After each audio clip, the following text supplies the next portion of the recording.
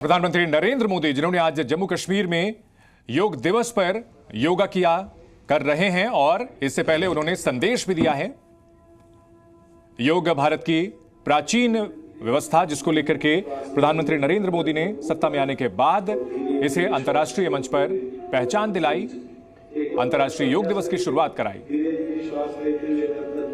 और पीएम इस वक्त कश्मीर में श्रीनगर में योग करते हुए इसका अभ्यास एक और बार विपरीत दिशा में करेंगे। धीरे धीरे श्वास को भरते हुए सिर को एंटी क्लॉकवाइज डायरेक्शन में लेके जाइए और धीरे धीरे श्वास छोड़ते हुए सिर को आगे की तरफ। एक और बार धीरे धीरे श्वास लेते हुए गर्दन को ऊपर और श्वास छोड़ते हुए गर्दन को नीचे। और अब दोनों हाथों को नीचे की ओर लेके जाइए और सामान्य स्थिति में विश्राम कीजिए। अगला अभ्यास स्तंभ संचालन का अभ्यास करेंगे। जिसे भी गर्दन में दर्द है, कंधों में दर्द है, ऐसे व्यक्ति सावधानी के साथ इसका अभ्यास करना है। श्वास भरते हुए धीरे धीरे दोनों हाथों को साइड से सिर के ऊपर लेके जाइए और दोनों हाथों का हथेलियों का मुख बाहर की दिशा में हो और कंधे शिथिल हो और धीरे धीरे श्वास छोड़ते हुए दोनों हाथों को नीचे की ओर लेके आइए। एक और बार इसका अभ्यास करेंगे। धीरे धीरे श्वास लेते हुए दोनों हाथों को ऊपर और धीरे धीरे श्वास छोड़ते हुए दोनों हाथों को नीचे। अगला अभ्यास स्तंभ चक्र अभ्यास।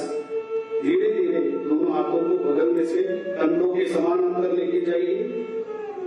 हथेलियों का मुख ऊपर की ओर रखें और दोनों हाथों को कोहनी से मोड़ते हुए दाएं हाथ को दाएं कंधे पर और बाएं हाथ को बाएं कंधे पर स्थापित करें और दोनों कोहनी को छाती के सामने लेके आइए और धीरे धीरे दोनों कोहनी को घड़ी की सुई के समान घुमाइए।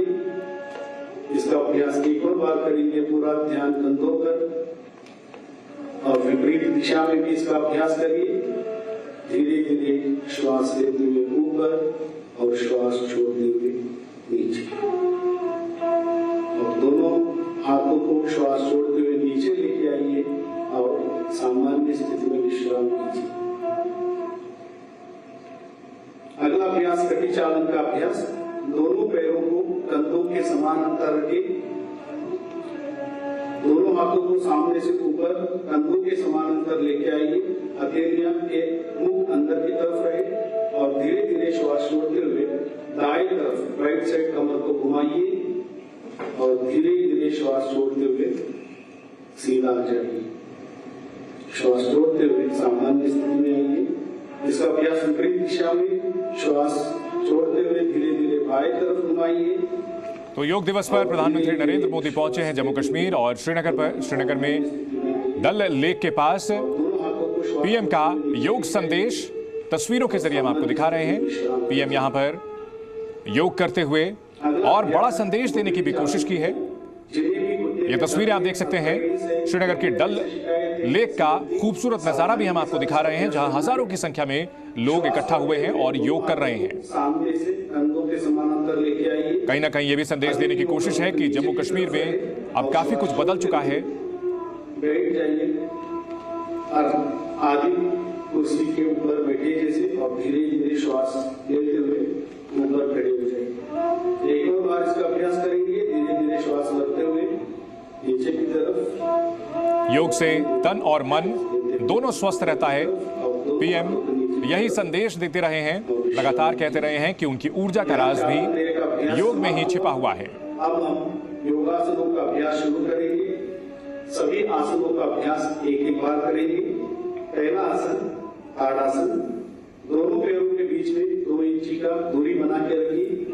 प्रधानमंत्री नरेंद्र मोदी श्रीनगर से ये संदेश देते हुए इसके पहले उन्होंने संबोधित किया। हालांकि कार्यक्रम थोड़ा पोस्टपोन हुआ, इंडोर कार्यक्रम आयोजित किया गया और श्रीनगर से सीधा प्रधानमंत्री नरेंद्र मोदी का ये संदेश स्वस्थ सेहत के लिए योग कितना जरूरी, इसके बारे में प्रधानमंत्री जिक्र भी करते हुए नजर आए। और अब अलग अलग जो आसन हैं, जो योग की मुद्राएं हैं, वो करते हुए प्रधानमंत्री नरेंद्र मोदी मोदी। और ऐसी तस्वीरें हर वर्ष हमको देखने को मिलती है। इसके पहले मैसूर पैलेस के सामने से प्रधानमंत्री ने संदेश दिया था 2023 की अगर हम बात करें, और अब 2024 जब श्रीनगर में प्रधानमंत्री मौजूद हैं और योग के अलग अलग आसन करते हुए नजर आ रहे हैं। और इसके पहले भी प्रधानमंत्री कई बार योग का महत्व जनता को बता चुके हैं। तस्वीरों के जरिए वो इसका महत्व हर किसी तक पहुंचाने की कोशिश भी कर चुके हैं। खालिद हुसैन हमारे साथ जुड़े हुए हैं ज्यादा जानकारी के साथ। खालिद, तस्वीरें हम देख रहे हैं, प्रधानमंत्री योगासन कर रहे हैं और संदेश श्रीनगर से इस बार सीधे।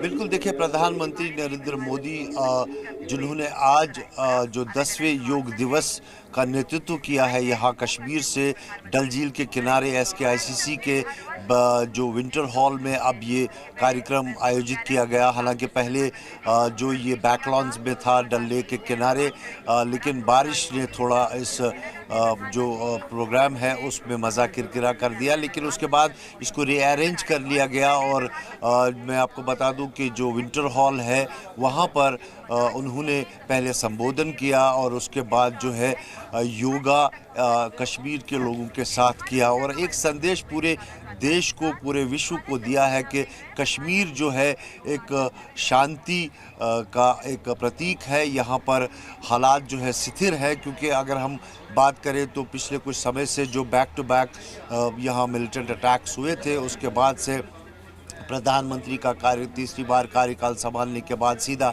कश्मीर आना योग दिवस मनाने के लिए, तो कहीं ना कहीं ये एक संदेश के लिए वो यहाँ पर आए थे और वही संदेश उन्होंने पूरे विश्व को दिया है।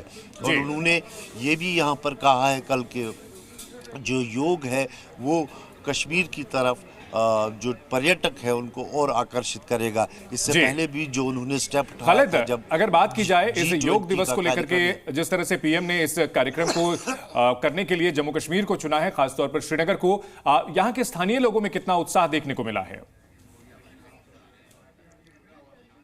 देखिए, स्थानीय लोगों से जब हमने बात की तो उन्होंने कहा कि पहले भी प्रधानमंत्री ने जब G20 का जो एक बैठक यहाँ पे करवाई थी, उससे अंतर्राष्ट्रीय पर्यटन में बहुत इजाफा हुआ था। मैं आपको बता दूं 300 टाइम्स जो है इन्फ्लक्स बढ़ गया था टूरिस्ट का।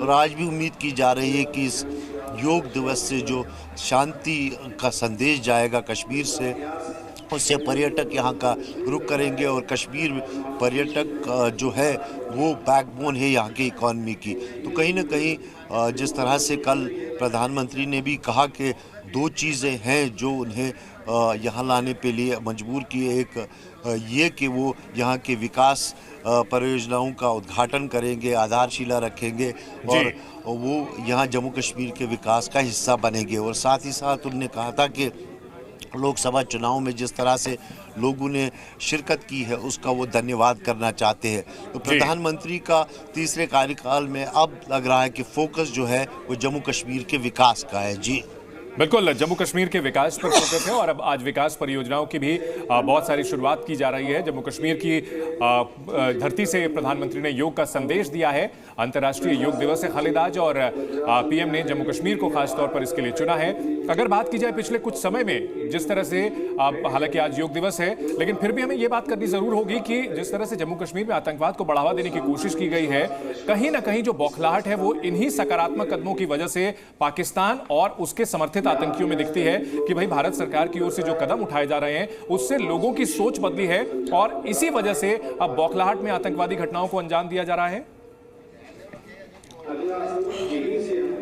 देखिए, बिल्कुल जिस तरह से लोकसभा के चुनाव हुए और उसमें हमने जब देखा कि लोगों ने मतदान में कैसे बढ़ चढ़ का हिस्सा लिया और उन्होंने लोकतंत्र को चुना, और उसके बाद जो मिलिटेंट अटैक्स हुए तो वो कहीं ना कहीं यही दर्शाता था कि लोगों का बढ़ चढ़ के लोकतंत्र में हिस्सा लेना कहीं ना कहीं जो पड़ोसी मुल्क है उसको चुभा है।